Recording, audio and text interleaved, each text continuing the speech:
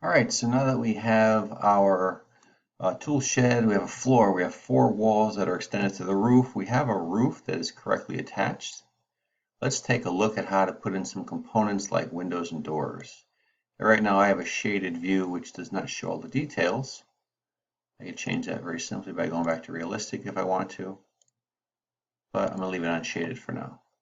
Okay, so I have two windows open because I want to show you one of the powerful things about Revit is that as we change something in one drawing, it automatically gets updated in the other one as well, in the other window. And sometimes this can be very handy and useful when you're designing things that are complicated so you can understand how they work. So we're going to put a door in this wall, and then we're going to put a window in this wall. And if you could do these two things properly and understand how they work with their parameters, the rest is very straightforward, but getting it to do it the right way is important. So let's put a door in this wall. And there's a couple of ways I can do that. I can either work in this plan drawing, or I can work over here in my 3D view. So let's try doing that. Let's take a door. Right now I have an exterior door selected, a single entry half glass. It's kind of fancy looking. Really nice for a tool shed. You can change that later. But for now, let's just put this in and see what it looks like. So as I drag this over, you can see this is the window I have selected in my 3D view. It's automatically dropping itself down to the floor because it knows where the floor is. And all I really have to do is click where I want it. So I'm going to click right about there. And there is my door. And you'll notice that it shows up automatically on this drawing as well.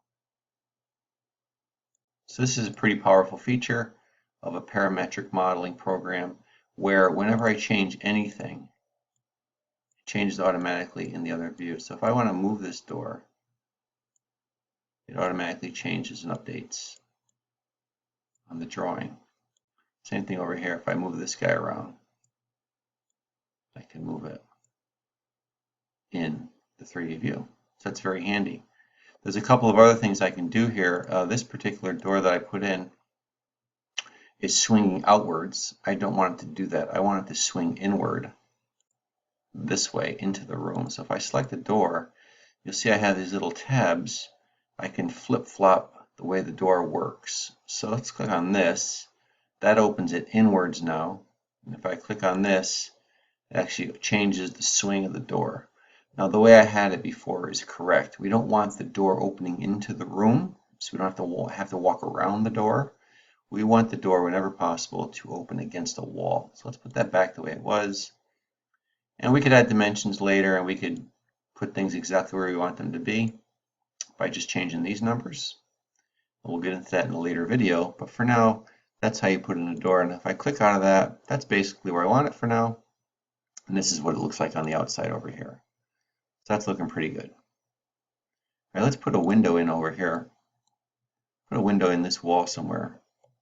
So we're going to go up to window, and I have a fixed width trim window, 36 inches by 48 inches. And since I have this drawing selected, it's going to pop it in over here.